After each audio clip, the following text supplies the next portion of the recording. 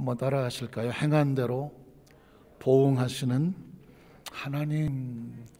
오늘 로마서 2장 1절로 이 자리에 본문에 보면 하나님의 존재의 모습은 행한 대로 보응하시는 하나님, 이런 모습이 발견되고 있습니다.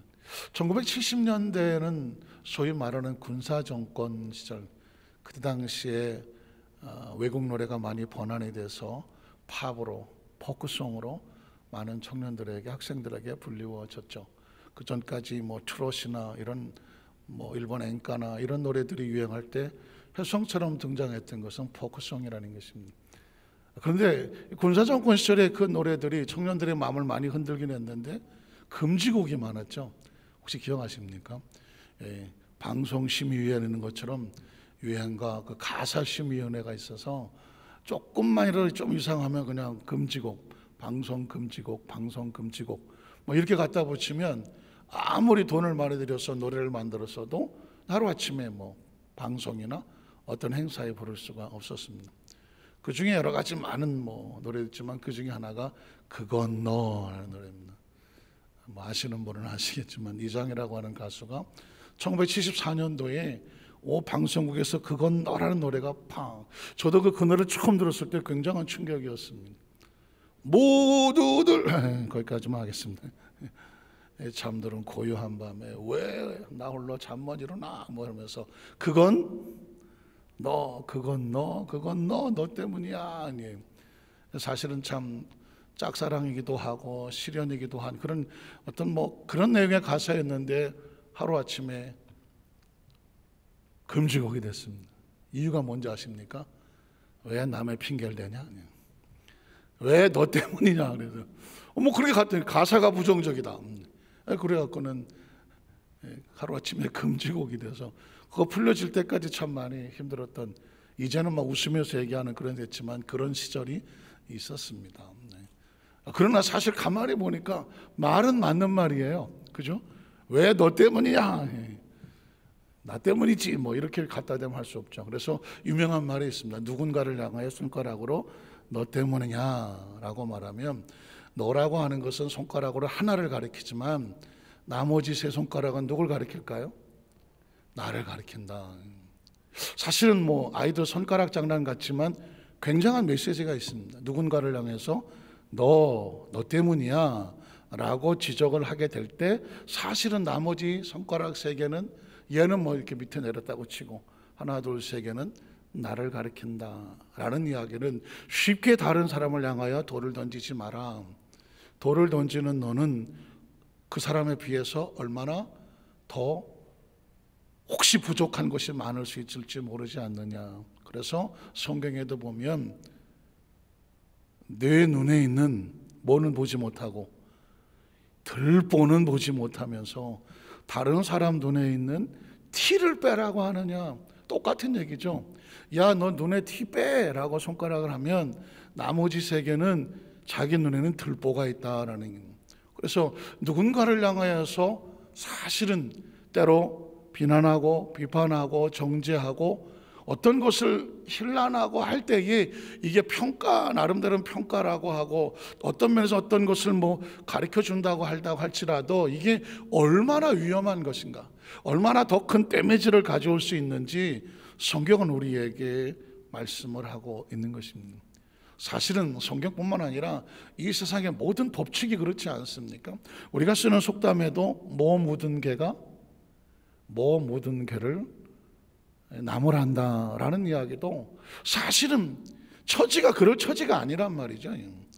지금 내 코가 속자고 손가락 세 개가 나를 가리키는데 다른 사람을 향하여서 야, 너 겨묻었어 라고 하는 것은 말이 안 된다. 그래서 세상에 쓰는 원칙에도 속담에도 그런 이야기가 있고, 그리고 자연 법칙 속에는 사람이나 자연이나 무엇을 심은 대로 거두게 된다. 그래서 나를 다른 사람을 향하여 손가락질을 하나 할 때 나에게 돌아오는 세 가지를 항상 기억하라는 것입니다. 어쩌면 성경은 우리에게 이 부분을 굉장히 중요하게 외치고 있는데 목적은 뭘까요? 그거는 우리를 정죄하고 힐난하고 비난하려고 하는 것이 아니라 이 잘못된 덫에서 함정에서 우리를 건져내기 위한 하나님의 사랑입니다. 하나님의 사랑. 우린 첫 번째로 산상수훈에 있는 심고 거두는 법칙, 행한 대로 보응하시는 법칙 한번 살펴보려고 합니다. 마태복음 5장 7절에 보니까 이런 말씀이 있죠. 잘 하시는 말씀이에요. 긍휼히 여기는 자는, 다른 사람을 불쌍히 여기는 자는, 은혜로 여기는 자는, 이게 심어지는 것입니다. 뭐가 있습니까? 복이 있습니다. 잘 들어보십시오. 긍휼히 여기는 자에게는 약속된 원리와 원칙은 복이 있습니다. 근데 그 복의 내용이 뭘까요? 그들이 누구에게? 하나님으로부터 무엇을 여깁니까? 긍휼히 여김을 받게 될 것이다. 이 말씀은 굉장히 중요합니다.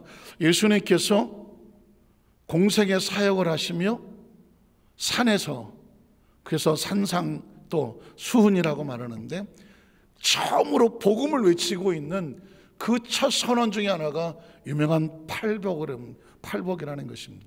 그 팔복의 8가지 복의 원리는 철저하게 행한 대로 보응이 되는 원리와 원칙이 있습니다. 다섯 번째 복이 바로 긍휼히 여기면 복이 따라오는데, 그 따라오는 복이 뭐냐? 하나님이 너를 긍휼히 어떻게 여길 것이다. 축복입니까? 저주입니까? 축복이죠. 누구한테 축복일까요? 하나님으로부터 축복입니까? 긍휼히 여기는 자는 축복입니다. 긍휼히 여기는 자는 이게 정말 축복입니다. 왜냐하면 하나님이 나를 긍휼히 여기니까. 그런데 긍휼히 여기지 않는 사람에게는 이게 절대 축복이 아닙니다. 이건 심판입니다. 왜 그럴까요? 내가 남을 긍휼히 여기지 아니하기 때문입니다. 그러면 결과가 뭘까요? 하나님도 나를 긍휼히 여기지 아니합니다. 아주 중요한 겁니다. 하나님의 말씀은 어떤 사람에게는 축복이고 어떤 사람에게는 저주고 하지 않습니다. 하나님의 말씀은 주제가 생명입니다. 생명. 그런데 그 말씀 안에 다 부합되는 사람은 축복으로 들리는 것이고, 그 말씀에 부합되지 않은 사람에게는 그 생명이 오히려 나에게는 심판이 되는 것입니다. 자, 이게 8가지 원리 속에 그대로 있습니다. 여러분 혹시 팔복을 기억하십니까? 자, 첫 번째 복이 뭘까요? 심령이 가난한 자는 복이 따라와 천국이 저희 것이에요. 이건 심령이 가난하다면 비어졌어. 그래서 늘 마음의 갈급함과 사모함으로 하나님의 나라를 간절히 사모하는 사람, 이 사람에게는 이게 축복이야. 왜? 난 하나님의 나라를 사모하니까, 다른 걸 채우고 싶어 하지 아니하니까. 심령이 애통하 가난한 자는 뭐냐? 천국이 저의 것이요. 그러나 그 심령이 교만하여, 세상에 심령이 타락하여, 심령이 오염이 되어, 심령이 세상 것으로 가득하여, 비난과 정죄와 원망과 부정적으로 온통 가득하여, 그 속에 채울 것이 빈틈이 없는 사람, 더 이상 공간이 없는 사람은 뭐가 없어? 복이 없어. 무슨 복이 없어? 천국이라는 복이 없어. 애통하는 자는 뭐가 있어요? 복이 있어. 애통이 뭘까요? 내가 죄인이고 내가 부족하여 내가 어떻게 하나님 마음을 기쁘게 하기를 원합니까? 늘 자신이 하는 이 비굴한 애통이 아니라 하나님 앞에 더 간절하게 정말 하나님의 기쁨과 소망이 되기를 원하지만 자신의 부족함을 늘 안타깝게 여기면서 하나님 앞에서 더 은총을 구하고 서로 정말 다른 사람을 더 돕지 못해서 같이 격려 손잡아 세워지기 위한 그 끓는 마음으로 애통하는 거예요. 이런 사람은 복이 있어. 어떤 복이 있나요? 하나님이 그를 어떻게 위로를 해줘. 내 마음에 이런 그 하나님을 향한 간절한 애끓는 마음이 있으면 누가 위로를 해줍니까? 하나님이 위로를 해줘. 그러면 뒤집어, 이 끓는 마음이 없어, 애통하는 마음이 없어. 그럼 뭐가 없어? 복도 없어. 무슨 복이 없어? 하나님이 주시는 위로가 없어. 이 말씀은 축복입니까? 심판입니까? 이 자체는 축복도 아니고 심판도 아니에요. 하나님은 그냥 생명입니다. 그런데 애끓는 마음을 가진 사람에게는 천하보다 소중한 말씀이에요. 왜? 하나님이 나를 위로하시니까. 그러나 전혀 애통하는 마음이 없는 사람은 이 말씀은 자신에게는 아주 무서운 심판이 돼. 왜? 하나님이 주신 위로가 없어요. 온유한 자가 뭐가 있어요? 복이 있어. 온유하다는 것은 비굴해서 그냥 굴복하고 끌려다니는 존재가 아니라 힘도 있어, 능력도 있어, 머리도 있어, 재능도 있어, 지혜도 있고 권세도 있어. 그러나 자신을 낮춰서 져주는 사람이죠. 비켜주는 사람, 양보해 줄 줄 아는 사람, 형님 먼저, 아우 먼저 배려해 줄 수 있는 사람, 그런 사람을 온유하다고 말하는 것입니다. 이 온유한 자에게는 뭐가 있어? 복이 있어. 뭐? 그 사람이 땅을 차지해. 그 사람이 다 내어준 것 같고 뭐 양보한 것 같고 배려한 것 같은데 그 사람이 땅을 차지해. 그러면 온유한 사람에게 이 말씀이 뭐예요? 축복이야. 그러나 절대 온유할 마음이 없어. 내가 지배해야 돼, 내가 다스려야 돼, 내 밑으로 줄 서 내가 모든 것을 거머쥐기를 원하는 사람은 온유의 반대는 뭘까요? 교만? 이런 걸까요? 자만? 어쨌든 마음의 심령이 교만한, 어떤 온유하지 않은 거죠. 강팍한 거죠. 이런 사람에게는 뭐가 없어? 복이 없어. 무슨 복이 없어요? 땅을 차지할 복이 없어. 제가 오늘 여러분의 말씀을 드립니다. 하나님의 말씀을 어떤 사람에게는 어떤 사람 말씀을 들으면서 내 안에 은혜로 채워지고 하나님 이 말씀이 나에게 생명입니다 라고 하는 것은 하나님 말씀이 누구에게 이렇게 들리는 게 아니에요. 하나님은 그냥 생명이야. 누구에게든 생명이야. 그렇게 심령이 가난하고 애통하고 온유한 사람에게는 약속된 축복이에요. 믿으시면 아멘 하시기 바랍니다. 그러나 혹시 심령이 가난하지 못하고 애통하지 못하고 온유하지 못한 사람에게는 이게 잘못된 거구나. 내가 여기서 하나님의 위로와 소망과 천국과 하나님이 땅을 차지하려면 내가 가난하고 심령이 가난하고 내가 온유하고 애통하는 이 심령을 주께서 원하시는구나. 이걸 받아들이면 그게 축복인 거죠. 믿으십니까? 그래서 그게 8가지 비애티튜드라고 하는 아주 중요한 팔복의 말씀이에요. 의에 줄이고 목마른 자는 복이 있어. 그러니까 나는 어떤 내 육신의 쾌락과 즐거움에 이게 아니라 어떻게 하면 더 거룩하고 정결하고 세상에 때를 묻히지 아니하고 하나님의 말씀대로 믿음으로 살까 몸부림을 치는 사람은 복이 따라와. 천국이 저희 것이라는 것입니다. 천국은 그런 사람에게 따라오게 열려지게 됐다는. 그러니까 그렇게 사는 사람은 이게 약속이고 축복이에요. 그러나 그럴 마음이 없어. 먹고 죽은 귀신이 때깔도 좋다 하고 싶은 대로 다 하고 감정대로 하고 기분대로 하고 그냥 엉망진창 자기 막 행위가 옳은지 그른지 별로 관심이 없고, 만약에 그렇지 않다고 하면 이 사람에게는 안타깝지만 천국에 다가올 복이 있다 없다? 없다는 거죠. 여러분, 팔복이라고 하는 것은 낭만적인 이야기가 아닙니다. 죽느냐 사느냐, 아니 하나님은 원래 살리려고 하지만 그 말씀이 어떤 사람에게는 생명의 보장이 되고 어떤 사람에게는 다시 없는 기회가 되는 거지. 그게 심판과 저주가 아니에요. 그걸 들을 수 있다고 한다면 다시 기회를 주시는 것이죠. 그래서 긍휼히 여기는 자가 복이 있어. 왜? 네가 긍휼히 여기면 하나님이 너를 긍휼히 여기지. 세상에 이것처럼 귀한 게 어디 있어? 사실 하나님 앞에 우리가 나가려면 그가 우리를 어떻게 여겨주셔야 돼요? 긍휼히 여겨주셔야 돼. 긍휼히. 하나님이 나를 긍휼히 여겨주셔야 비로소 내 안에 평안함이 있어. 비로소 평안함이 있어. 아까 우리 저 찬양팀 찬양하고 앉아있는데 마음이 뜨거워서 견딜 수가 없어서. 이유가 뭐냐면 나도 모르는 사이 내 영혼이, 내 심령이 너무 기쁨과 평안으로 꽉 차더라고요. 꽉 차더라고요. 이거구나.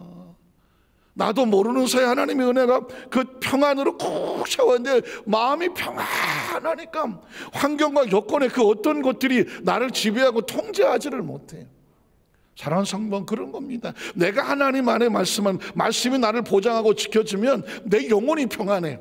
그럼 내 영혼이 평안하면 내 주위에 어떤 것들이 나를 지배하고 통제하고 영향을 미칠 수가 없는 거예요.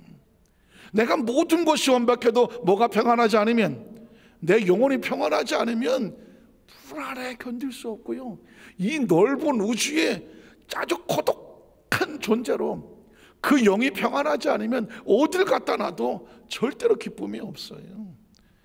긍휼히 여기고 마음이 청결한 자가 뭐가 있어요? 복이 있어. 그가 하나님을 본다고 말하는 거예요. 마음이 청결하다는 것은 그 마음의 생명을 지켜서 하나님 보시기에 기뻐해서 내 속에 있는 거 하나님이 온전히 드려지는 예배와 같은 거죠. 그러면 그냥 복이 따라와. 하나님이 보인다는, 하나님의 임재와 능력과 은총과 음성이 내 안에 하나님의 영으로 충만하게 채워지는 거죠. 그런데 마음을 청결하지 못하면 안타깝지만 복이 안 따라와. 하나님을 보지 못하는 거죠. 7번째가 뭐예요? 화평케 하는 자. 피스메이커. 화평케 하는 자가 뭐가 있어요? 복이 있어요. 복이. 화평케 하는 자에게 복이 있나니 그가 하나님의 아들이라 자녀라 일컬음을 받을 거라는 것입니다. 이게 원칙을, 내 말씀을 딱 가슴에 새기면 어떻게, 나는 죽으면 안 되겠지만 죽어도 뭐가 된다? 화평케 하는 자가 된다. 저와 여러분이 이 말씀을 주시는 것은, 말씀이 나를 통제하고 지배하고 다스려서 내가 어디에 소속되려고 할지라도 그 사람이 가면 거기가 평안해. 근데 세 사람밖에 안 하지. 그 사람이 가면 거기가 평안해져요. 여러분 그렇게 살아보면 어떨까요? 그렇게 살아보면 어떨까요? 그 사람이 가면 거기가 몇 사람이 됐든지 평안해. 피스메이커가 뭐예요? 평화를 만들어낸다니까. 피스메이커, 평화를 만들어내. 화평케, 어딜 가든지 갈등과 위기와 서로 대립과 싸움과 눈물이 있는 곳에 가서 그 사람이 가면 거기가 평안해져. 그 사람에게는 뭐가 따라와? 복이 있나니 그 사람이 하나님의 아들이야. 그 사람이 하나님의 아들이요. 여러분 멋지지 않습니까? 그걸 누가 해야 되겠어요? 저와 여러분이 해야 되죠. 피스메이커의 반대가 뭐예요? 트러블 메이커 아닙니까? 트러블 메이커. 트러블이 뭐죠? 사고, 문제, 뭐 여러 가지. 이 트러블을 만들어내. 없는 트러블도 만들어내. 그럼 어떻게 돼요? 안타깝지만 복이 없어. 무슨 복이 없어요? 그 사람 하나님의 자녀야 라는 이 복이 없어요. 복이 없어요. 그러니까 예수를 믿고 하나님의 자녀가 되었으면 그 가슴 속에 8가지 기둥을 가슴에 새겨야 돼요. 팔복이야 이게. 이 복이 있는 사람이 그게 하나님의 자녀야. 이 복이 있는 사람이 주보를 꽂고 다니는 게 복이 아니라 이 팔복을 가슴에 무장하고 그 팔복을 신앙의 줄기로 살아가는 사람이, 이 사람이 하나님의 자녀라 일컬음을 받을 것이요. 너희가 의를 행하다가 핍박을 받거든 기뻐하고 즐거워하라. 천국에서 저의 상급이 크다라는 것입니다. 하나님이 의를 위해서 하는데 그거를 방해하고 비난하고 손가락질하고 핍박하는 사람이 있거든 기뻐하고 즐거워하라. 왜? 아이고 내가 하나님으로 하려고 하는데 방해꾼이 있구나. 거기에 절망하고 타협하고 뒤로 도망치지 말라는 겁니다. 왜? 누가 아신다? 하나님이 아신다는 것입니다. 그래서 여러분 이 8복은 8가지 복이라고 말해요. 복이에요. 복. 축복이에요. 그런데 그 축복은 어떻게 한 사람이 축복이냐? 그 말씀을 가슴에 새기는 자에게 축복이지. 그 말씀을 알면서도 거기서 그걸 붙잡지 지키지 못하면 그 복을 놓치는 자가 되는 거죠. 그래서 마태복음 5장, 6장, 7장 산상수훈이에요. 마태복음 한번 따라하시게. 마태복음 5장, 6장, 7장 이 세 장은요 머릿속에 외워야 돼요. 성경 66권이 만에 하나 없다 해도 마태복음 5장, 6장, 7장만 있으면 기독교는 존재합니다. 왜냐하면 기독교의 가장 핵심 뼈대 원리가 뭐냐? 마태복음 5장, 6장, 7장입니다. 예수께서 오셔서 구약에 있었던 하나님의 선지자들 말씀을 통틀어 그 원리가 뭐냐? 마태복음 5장, 6장, 7장 예수 그리스도가 선포하신 것이고, 나머지 뭐 마가 누가 하고 사도행전으로 계시의 전체도 거기서 줄기로 뻗어나가서 사도들이 또는 뭐 바울이 설신을 하면서 풀어놓은 말씀이지, 뼈대는 뭐냐면 마태복음 5장, 6장, 7장이에요. 그러니 자, 그럼 팔복을 하고 나서 그 다음에 이어지는 것도 똑같은 원리입니다.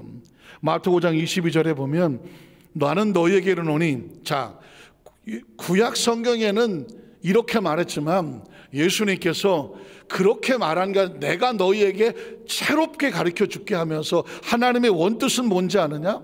나는 너희에게 이르노니 형제에게 분노하는 자마다, 크리스찬들에게 말하는 거예요, 심판을 받게 되고. 굉장히 무섭지 않아요? 왜 예수님께서 그 산상수훈의 기독교 핵심적 위에 심판이라는 단어를 쓸까요? 하나님은 사랑이라며 세상을 이처럼 사랑하셔서 독생자를 주셨다면서, 그를 믿는 자마다 멸망하지 않는다면서.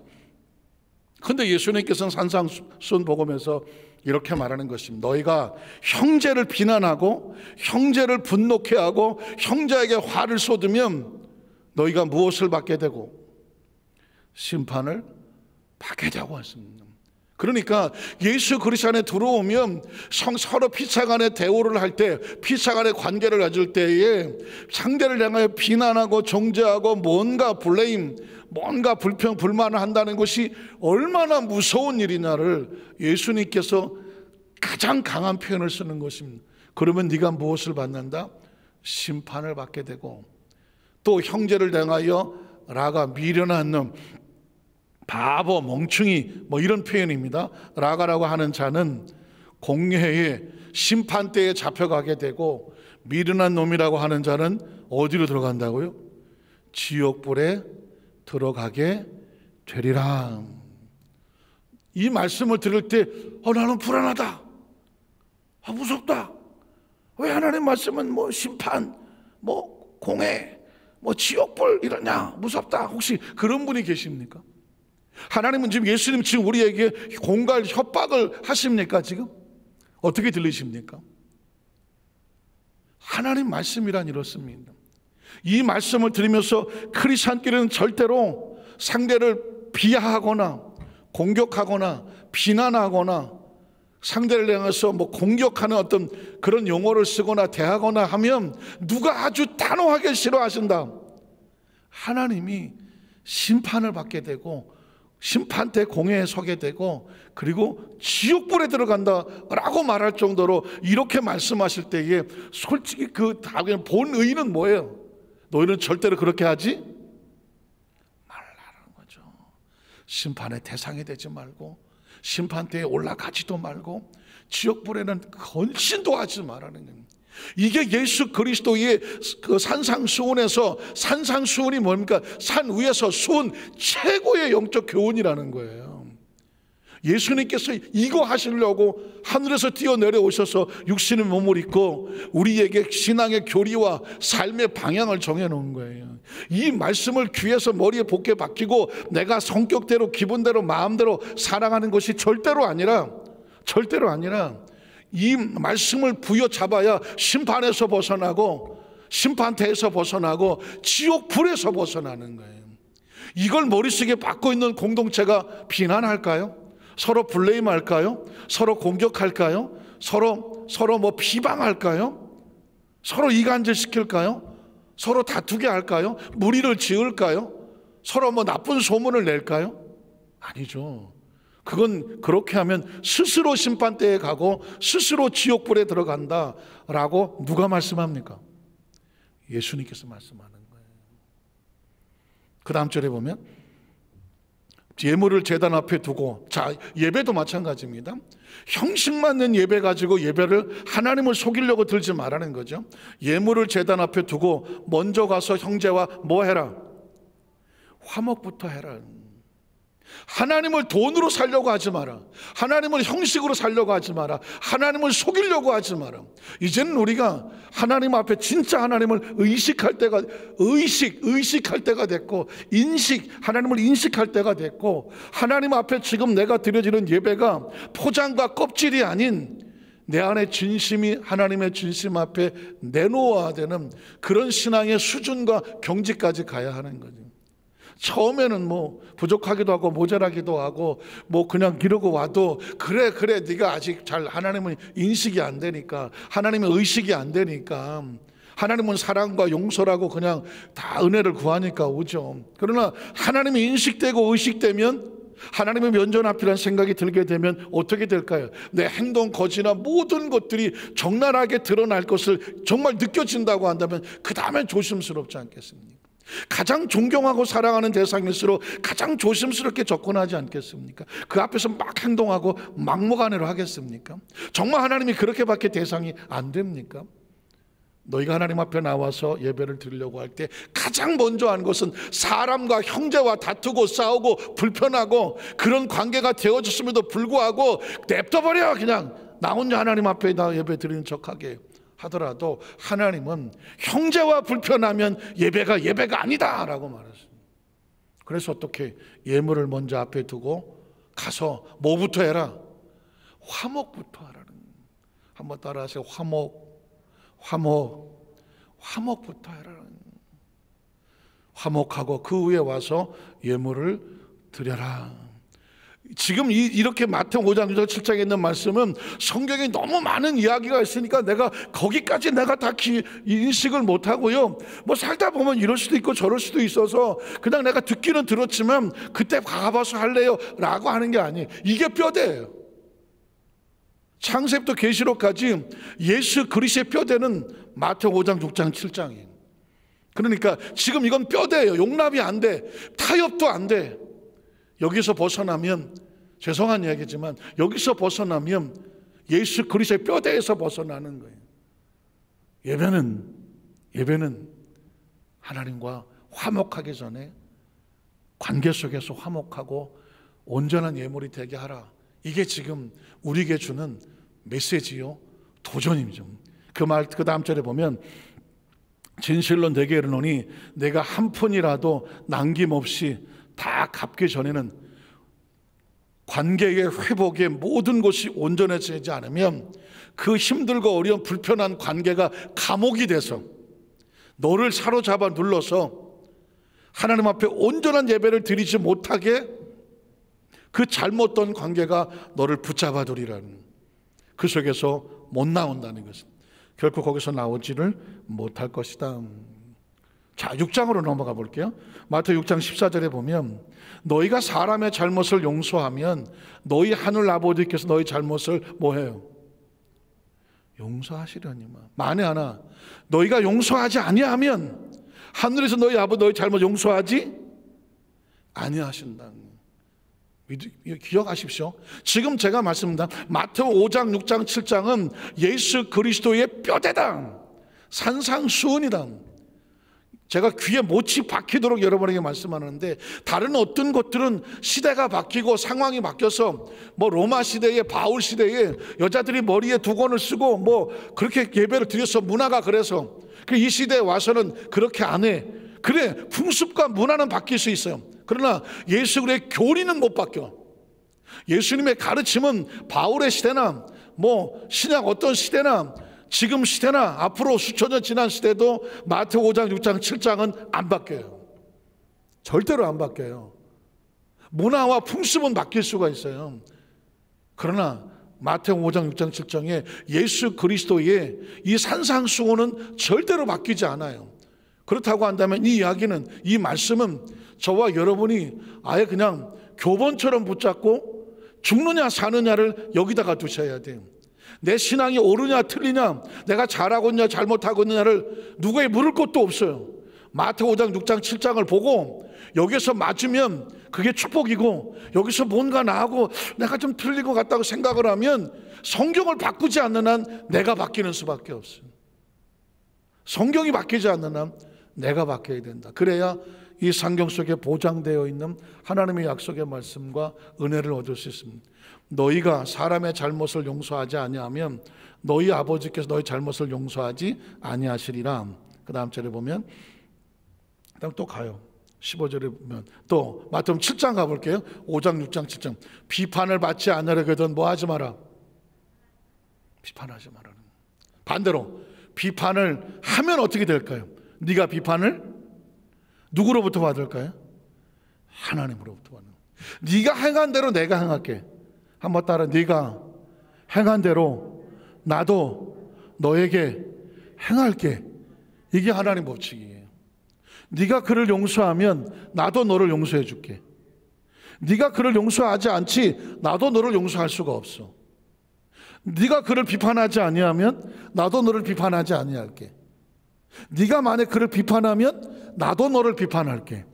그러니까 원인 제공이 누구한테 있나요? 나한테 있는 거예요. 나한테 있는 거예요. 하나님 왜 나한테 이러십니까?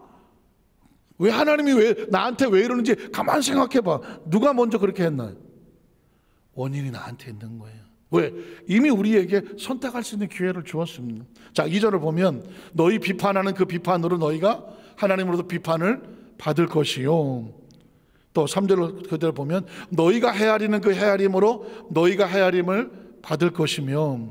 그러니까 네가 너 이거 손가락 하나를 하면 나머지 세 개가 그대로 너에게 다가오는 것처럼 여기 말씀이 나오죠. 어찌하여 형제의 눈 속에 있는 티는 저렇게 잘 보면서 내 눈 속에 있는 들보는 깨닫지 못하느냐. 이거 주일학교 이야기가 아닙니다. 주일학교 학생들 공과 공부하는 거 아닙니다. 이건 하나님의 육신을 입고 이 땅에 오셔서 이제껏 이스라엘 백성들이 신앙을 했더니 온통 지자랑만 하고 앉았고 자기만 선택된 민족이라고 말하고 자기들만 아브라함의 자손이라고 말하고 자기들만 하나님 우편에 앉을 거라고 말하고 이방인이든 뭐 어쨌든 그 주위 것들은 절대로 천국에 들어오면 안 된다고 가로막았던 이스라엘 백성들에게 이게 하나님의 뜻이 아니다. 예수님은 그래서 일부러 이방인들도 오라고 하고 세리들도 오라고 하고 죄송한 표현이지만 장녀들도 오라고 하고 문둥병자도 오라고 하고 혈루증, 옛날에는 생리를 하면 예배도 참석을 못했던 이스라엘 백성들에게 아니 그냥 12년을 피 흘린 여자도 오라고 말하고 심지어 예수의 옷가에 손을 대도 뭐라고 하지 않고 회당장의 딸이 뭐 회당장도 오라고 하고 심지어 로마 백부장도 오라고 하고 다 받아줬습니다. 다 받아서 이스라엘 백성들 아주 질색을 하고 아유 저 더러운 것들이라고 말하는 그 어떤 누구도 예수님은 마다하지 않았습니다. 그게 뭘까요? 사랑과 용서와 긍휼이에요. 이스라엘 백성은 사실은 가만 놔두면 존재하지도 못할 가장 연약한 백성이에요. 신명기 7장에 보면 너는 가장 이 땅에서 연약한 백성인데 내가 너를 선택해서 하나님의 백성 성민을 만들었어. 그러니까 은혜를 최대한 많이 받은 백성이요. 그래서 은혜를 받아서 세계 모든 민족에 뛰어나게 해준다 했더니 모가지가 뻣뻣해갖고 지가 잘난 줄 알고 다른 나라 백성들을 막 손가락질하고 다른 나라 백성들을 비판했어. 하나님의 마음은 그게 아니야. 그래서 예수 그리스도가 와서 그 촛대가 바뀌었어요. 지금도 이스라엘 나라는 하나님의 구원 바깥에 있는 나라입니다. 먼 훗날 정말 땅끝이 돼서 그곳에 백투더 예루살렘 뭐 하는 것처럼 그곳에 다시 그리스도의 복음이 들어가서 그 나라가 예수를 인정하고 그 나라의 복음이 들어지면 어쩌면 그게 세상의 끝날이 될지는 모르겠어요. 어쨌든 간에 하나님의 마음은 혈통이 아닙니다. 하나님의 마음은 사랑과 안에 있는 것입니다. 그 다음 절에 뭐라고 말할까요? 내 속에 들보가 있는데 어찌하여 형제에게 말하기를 나로 내 눈 속에 있는 티를 빼게 하라 하겠느냐. 외식하는 자, 여기서 외식이라는 단어가 나옵니다. 외식, 한번 따라 하실까요? 외식. 아주 무서운 단어입니다. 외식. 겉은 화려한데 속은 썩어서 냄새가 나는 것입니다. 예를 들면 이스라엘 백성들은 우리나라와 달리 장례 문화가 우린 땅에다 예전에는 묻었잖아요. 매장이에요. 요즘 뭐 화장하지만 매장을 합니다. 그러나 이스라엘 백성들은 바위를 뚫어요. 바위를 동굴을 만들어 동굴을 해서 거기다가 시신을 안정하고 거기에 뚜껑을 돌문으로 덮어요. 마치 나사라는 것도 덮어버려요. 그러니까 저게 무덤인 걸 알게 되면 사람들이 좀 혐오 시설이니까 보기 안 좋으니까 그렇게 무덤을 해놓고 바깥에다가 하얗게 회칠을 해버려요. 회칠을. 그러니까 겉으로 볼 때는 너무 아름답고 깨끗한 하얀 벽이야. 하얀 벽. 와, 보기 좋다. 그렇지만 그 돌문을 열고 들어가면 뭐가 있어요? 시체가 있어. 시신이 있어. 냄새가 나는 무덤이야, 거기가. 그러니까 이게 외식이라는 거예요. 겉모습은 회칠을 해서 아주 멋있게 꾸몄어. 그러나 속은 썩어서 냄새가 나. 이게 외식이거든요. 자, 외식하는 자여, 먼저 내 눈 속에서 들보를 빼라. 그 후에 밝히 보고 형제의 눈 속에서 띠를 빼라고 해라. 다른 사람이 너 때문이야 라고 하면 자기 속은 더 하나님 보시기에 딱 아닌 거예요. 이 이야기는 뭐냐면 속에 너부터 바뀌라는 거죠. 너부터. 네 속에 있는 것부터, 들보부터 빼내. 그리고 다른 사람의 빼지거든 그때 그 사람의 티를 손가락으로 후벼 파는 것이 아니라 은혜와 사랑으로 그 티를 뽑아내 주라는 거죠. 그 다음 절은 뭐라고 말할까요? 17절 20절에 보면 이와 같이 좋은 나무마다, 자, 마태복음 5장 6장 7장이죠 7장의 거의 마지막에 오면 뭐라고 말하냐면 이와 같이 좋은 나무마다 아름다운 열매를 맺는다. 신앙은 열매로 하는 거예요.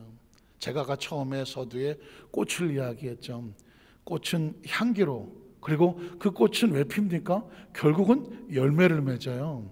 꽃 피고 열매를 맺지 않습니까? 꽃의 사명은 향기를 피워서 그 다음에 열매 맺게 하는 거거든요. 크리스찬도 마찬가지입니다. 하나님께 너도 좋은 나무마다 아름다운 열매를 맺고 못된 나무가 나쁜 열매를 맺나니, 좋은 나무가 나쁜 열매를 맺을 수는 없고 못된 나무가 아름다운 열매를 맺을 수도 없다. 그러니 아름다운 열매를 맺지 아니하는 나무마다 찍혀, 아까 심판이란 말을 썼고 심판대란 말을 썼고 지옥 불이란 말을 썼잖아요. 아름다운 열매를 맺지 아니하는 나무마다 찍혀 불에 던져진다. 그러므로 그들의 열매로 그들을 안다. 도대체 나에게는 어떤 향기가 날까? 제가 꽃이 안 돼봐서 모르겠지만 조금 시적인 표현입니다만은 꽃은 자기 향기를 알까? 꽃은, 장미는 자기 꽃잎에서 장미꽃 향기가 나는 것을 알까? 어쩌면 진짜 꽃은 자기에게 어떤 냄새가 나는지를 모를 수도 있을 것 같아요. 향기는 자기가 맡는 것이 아니라 주위에서 맡는 거죠. 그 향기를 맡고 벌이 날아오거나 나비가 날아오는 거죠. 진짜 그리스도인들의 향기는 자기는 일부러 향기를 내려고 하지를 않겠죠. 산상수훈에 있는 말씀처럼 그 말씀을 붙잡고 나아가는데 자기도 모르는데 그리스도의 향기가 바깥으로 나가는 거죠. 그 향기를 보고 저 사람 그리스도인이네. 그게 안디옥 교회 그리스도인들이 그랬습니다. 저 사람들을 보니까 누굴 닮았는데? 누구지? 그 예수 그리스도를 닮았네. 그래서 그리스도를 닮은 사람을 크리스찬이라고 말하죠. AN을 붙어서 크리스찬. 그래서 최초로 안디옥 교회 성도들이 그리스도인이라고 일컬음을 받았다는 것입니다. 저와 여러분을 세상 사람들이 크리스찬이라고 불러줘야 되는 거죠. 향기를 보고. 자, 이게 백그라운드가 되면 로마서 2장에 이제 바울이 하는 얘기가 그냥 읽어 내려갑니다. 저는 이 로마서를 묵상을 하면서 왜 바울은 로마에 있는 사람들에게 계속 무서운 심판과 같은 얘기를 할까라고 가만히 묵상해 봤더니 이 이야기는 심판이 아니었어요. 이 이야기를 들으면서 여기서 빠져나오는 사람에게는 축복이야.